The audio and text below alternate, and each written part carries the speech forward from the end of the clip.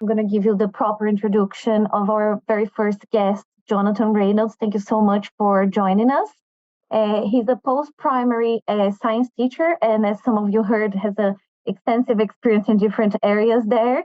He's a SEC written examiner for junior cycle science common level, and he has also published a revision book for Living Certificate in Agricultural Science and Chemistry. He's also a master in education in school leadership and management. So we're gonna start with the demo with Viviane. But before that, I'd just like to say, if you have any further questions after the session, please go to our website, and in there you can contact us. You can also book in a demo or subscribe for the 30-day free trial. And we're going to have the Q&A session at the end. So I hope you guys enjoy and have an enjoyable session. And I'm going to hand you over then to Viviane for the quick demonstration. I want to show you the basic interface of Examcraft Formative for you, and just a very quick overview of the platform. So I'm not going to go into depth into each feature. If you are very curious about the platform, please contact us, and we are going to give you a 30-day trial, 30-day free trial, so you can use the platform, experiment the platform, and you can also book a demo with myself or someone of my team who is going to go in depth on all the features. So for now, it's just a very quick overview. So to log into the platform is super simple. You can use one of a single sign-on. If you are a Google school or Microsoft school, you just give it a click. I don't need to type in my name, email, or my password. Once, of course, I register. So this is the dashboard. It's called the homepage here. You can see a little bit of everything in this page. You can see formatives. What we call formatives are actually the assignments. I'm going to show you in a bit in the next tab. Here you can see my classes as well. So in this homepage, you can see a little bit of everything, the latest classes, the latest assignments I have assigned to my students. In the next tab, Informatives, you can see how I organize my assignments. And you can see here a few folders that I created with my assignments. So when I click in Geography, you can see here my assignment. You can see on top my classes, and you can see that I assign these tests here for my Geography class. Basically, this is the overview. I can easily create folders here. I want to create a folder biology today. So just for this 5 minutes demonstration with you, we are going to go back to this interface in a minute. I'm going to jump into classes now to show you how to onboard your classes. Super simple as well. You basically, if you have an LMS in place in your school, you basically use the roster sync button, and with one click, you need to be obviously logged into your Google Classroom or your Microsoft Teams, and you click in one of these buttons, and you synchronize all your data from Google Classroom or Microsoft Teams into Examcraft Formative. That means you don't need to type in students' names and emails. It basically pulls all the database into Examcraft Formative. However, if you don't have any LMS, no problem. You can basically add a class manually, as I'm going to do now, biology 1. I'm going to create simply, there you go. And now you have this screen here. Basically, you copy this link and the code to your students, send that an email, send to them, and then they will be able to automatically join the biology class that I just created. So once you send that link to them with the code, they will appear there once they logged into the platform. So that is super simple, saves teacher lots of time and hassle. Now, next one is the tracker, very important. This is the core of our, almost the core, let's say. This is where the magic happens. So this is when you can see the students' performance in the assignments. we have here a few students, and you can have an overview. On top here, you can see the assignments that I assigned to them. And here you can see my classes, geography, religious, and science.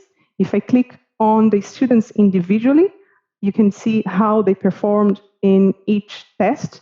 And I will be able to help Aoife with climate types that she didn't do very well. So by assigning again a new test to her or something like that. So basically this is the overview of the tracker. Now the core of our bank of questions, we go to the library. In the library, if you are one of our 30-day trial 30-day trial client, you have access to our bank of questions, a sample of the bank of questions. You can see here how I access it. And we have 4 subjects for you to try on in your 30-day trial. So basically, you can explore, for example, science now.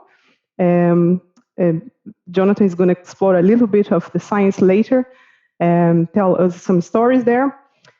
Now I want to show you how you can add those bank of questions to your formatives. So basically you add, clicking on this button, I'm going to add CBA 1 and CBA 2, and I want to add the biological world, this one. So now I basically pull those tests, those assignments to my formatives. So when I go to my formative tab, you can see they are all here. In order to organize them, I'm going to just click on them, and I'm going to move inside that folder I created earlier on. Perfect. Now they are inside this folder, as you can see. And I can also click on the biology class folder, and I can also share with my teachers, fellow teachers. So that means you can share content in a team, for example, math team in your school. That is very handy as well. Now, to assign one of our assignments to your students is super simple. You click on that, and you can have a look at the quality of the questions here. Reminding you, all the questions are tagged to the learning outcomes. And basically, I click on Assign, Student Paste. I'll choose my science. I have 7 students there. I have plenty features that you can choose from. I'm not going to go through all in detail because I only have a few minutes. And then I assign to them. Super. You can see here in this interface, I don't have any student online at the moment. But if I had a student online at the moment, I would see the answers in real time. And I would also help them in real time. If they were struggling with a few questions, I could help them with the feedback, real-time feedback I can give to them. So this is basically how it works. I want to remind you as well that these assignments, you can customize them, you can edit them as well. You can delete questions, as well as at the end of the test, you can add new questions pulling from the library. So that is another feature. I cannot go through this one now, but this is super handy. So basically, that covers the interface of the platform, and that's it. Now I am going to stop sharing my screen, and I will invite Jonathan to talk. Thank you so much, and I would like to remind you guys that if you're interested in the platform, give us a shout.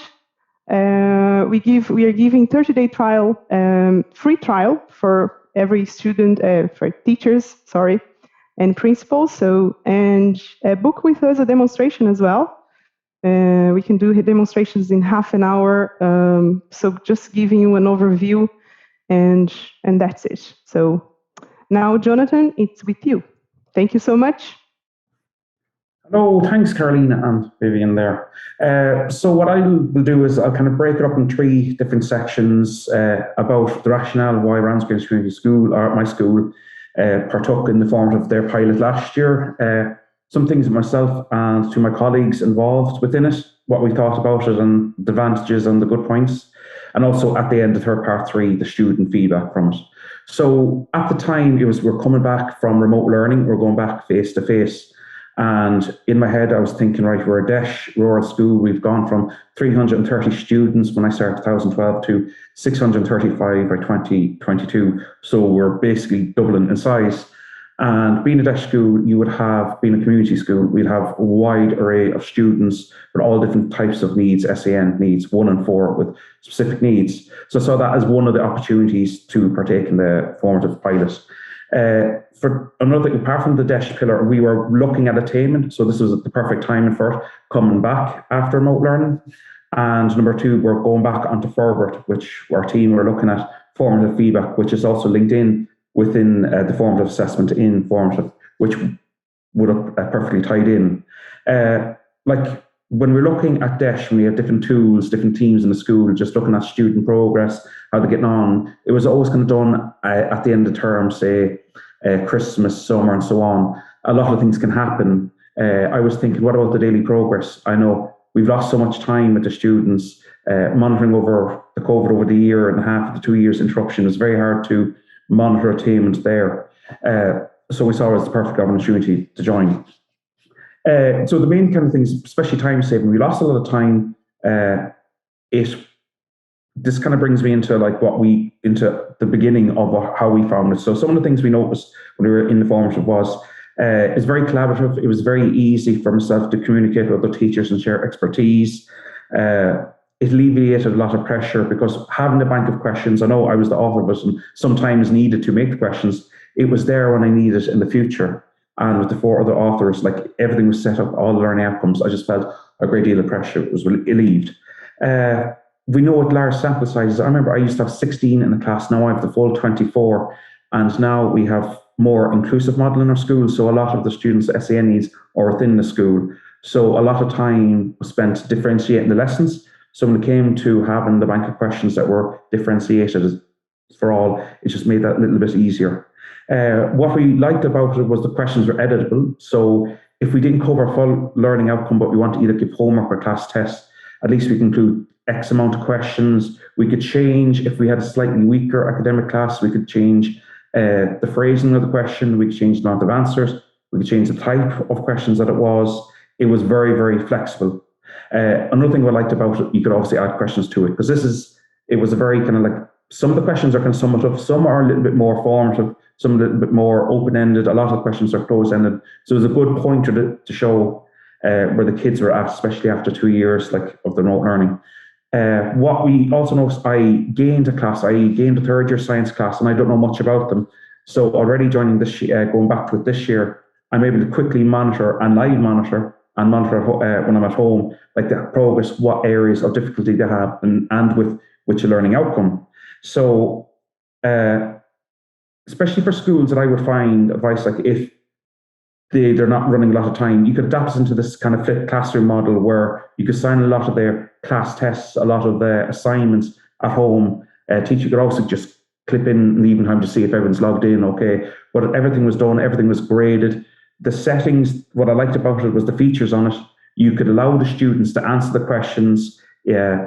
So many times they could start off at 60%, they can go up to 100%, which I found good when you're revising a topic for the Christmas, keep on going back. So helping with retention, keep going back, going back, and see, and they could see the color there live in the classroom or at home. They could see all the reds going up to yellow, going from red to orange to amber to green. So getting up, so they're improving. Another thing that we liked about it, was mainly the live monitoring. So in class, we could see that, oh, look at improvement. It was very fast. And that will bring me into my 3rd section, the student feedback, what they found about it. They found it was very much paced at whatever level it could be at. The students that were fast, I was able to assign more to them. The students found it was a good self-assessment tool. They found with group work, a lot of them, I've noticed that it helped kind of with them socially. When we were in the computer room, I just noticed a lot of them were helping each other. They were kind of communicating a lot. I just found it was a good tool to help with peer assessment as well.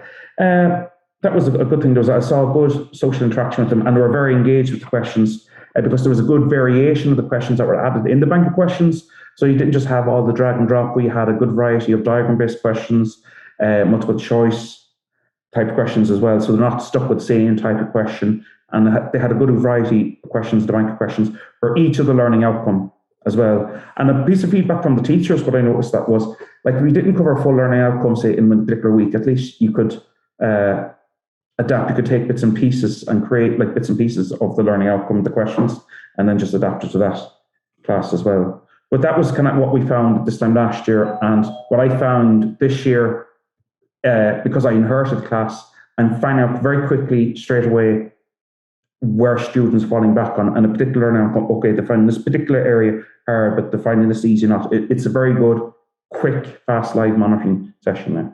So that's what we have found so far, and obviously there's more to come. So it'll be nice to see at Christmas time a lot more of those reds going to more green there. Obviously, yeah. So that was like our experiences so far to date. So thanks, yeah, that's me. Thank you so much, Jonathan. We did have a few questions from the audience. So first of all, I'd like to thank you so much, Jonathan, for talking us through your experience using Examcraft Formative and sharing so much. Also, thank you so much for all the attendees that came over to our first webinars of a series. We have a few more upcoming.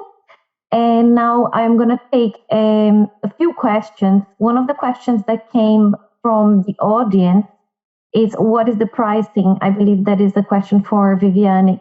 Yes, thank you. The pricing you can find on the website, but I can give you a quickly overview now. It's we are charging subscription annually, and we pay by student. So it's 90 for one subject. You pay 99 euros and 90 cents for one subject, 19.90 for three subjects, and 29.90 for all subjects. We do have a sales, but I will ask you to contact us, so we will reveal the sales to you with a better price for you. So I think I'll put on the chat as well the pricing, the website page for the pricing. So if you're curious about that, and drop us a message that we can share with you the sales until the end of the month, the year. We have these sales. We have a few more questions. There is one that is very interesting, that it was about if you can copy some questions from the bank of questions into your own formative. So there's even an example here saying, looking at the PW2, there are 52 questions, but if this teacher wanted to take out few questions from this particular topic by deleting and don't seeing that one, if that's possible. Okay, I'll take that one then. For example, I have in the bank of questions in science, I have NS2. I'll take NS2 as an example, the scientific investigation. Let's say we had lots of questions in that, and I want to create a formative from scratch. So I am going to start a new formative, reminding you that a formative, we call formative all the assignments. And I can start here from scratch. I will say demo SI. Then basically you have to go in the library items. And then inside the library items, you can choose the topic. You have to choose the library. Then once you have the library, you choose, for example, PW2. And then inside this test, you can scroll down and choose the questions you want. So basically you see PW2, I see what you mean now. There is 52 questions. But now I can create from scratch that test. I will choose the question number 1, 10, and 15. So I go for number 1, I scroll down, number 10, and then number 15. So I have a little test of 3 questions. And then here you can see my test with the 3 questions, and then I can assign to my students. So basically that's the answer for you. That was a very comprehensive answer and demonstration. And we do have one more question, that if it's a student, it's not an A student, how do you decide what questions to assign? How are they graded? The bank of questions is divided by topics, and so covering the strands, but they are not graded in lower or higher level at the moment. Is that correct, Jonathan? Yeah, that's correct. Yeah. I was testing out specifically on some of the biological worlds one for the our October assessments, and they are located something numerical. It could be maybe at the question, it could be like 1 out of 1 at the minute. So if I assigned 10, there'd be obviously, and got them all correct, to be like 10 out of 10 in that instance. But like, because there's so many features, you could maybe adjust it where you can hide certain features, like, you know, within it. If you only want an answer, and don't give them, if they answer the question, you don't have to give them the answer, and so on. There's a few different things. You could differentiate the questions around to the needs of that class, and where you can use as a more revision tool, or if you wanted to use it for attainment, you could add in the choice of giving the marks, the 1 out of 1, and then the teacher can just multiply it up to get the 100% or whatever is way they're marking it. Well, I can also, on my product specialist place, I can also add a little bit that as well, and say that there is a different features in the assign section that you can use to create different, let's say, levels to different students, or you can also add the questions and kind of increase the level of difficulty. For example, instead of like just being a multiple choice, you can choose to a short answer. This way you're going to challenge your students a little bit more. So this is not going to change so much in the grading, because will be 1 point to 1 point as well. So there's many different ways you can use the platform as well. Like, our intention in this webinars tonight was more to get Jonathan, that's our author, to talk a little bit about how he has designed the content in alignment with the junior cycle curriculum, and as well share with us a little bit of his experience using Examcraft Formative in class, and how that has helped him. That may be very interesting for some teachers, is the accommodations.